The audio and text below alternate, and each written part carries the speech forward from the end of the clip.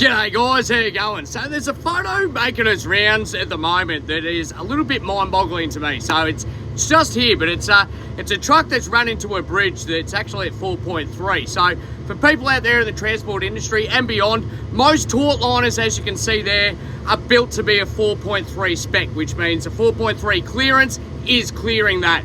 Most of the tolerances on bridge are about 100 mil as well, if not more. So you usually, for the most part, without thinking too much about it, being able to just clear through that without too much of a worry. Now, I've spoken to a couple of people, you know, about that exact scenario to try and dissect what's actually happened there.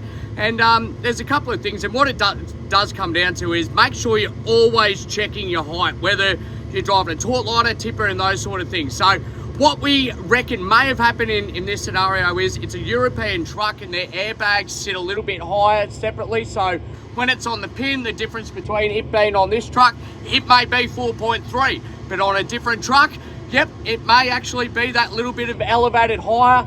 You know, if the trailer's empty, the airbag's pumping up a little bit more, same as being heavy wherever it's set. So it's imperative, it doesn't matter what trailer you're hooking onto, to get that tape measure it, and just to be sure, because you know, 9 times out of 10 you hook onto anything that's within the fleet, you're not going to have an issue, but then you might change trucks or change to a different trailer that might be a little bit higher, you know, to compensate, you know, for other things. Then also you might have bull race turntables with, you know, little spaces to actually jack it up. So, you know, there's a lot of different fundamentals that come into play there. So make sure that you always check that with a tape measure what your height is to eliminate these things sorting to happen. And then once you've got your height correct, use the TruckWiz app and you'd actually be able to avoid these things. So, you know, hypothetically, you know, if old mate did run a tape on that and it did go at 4.4, you'd then be able to put 4.4 in and it would avoid that bridge entirely. So yeah, just a little bit of a safety message here, guys, that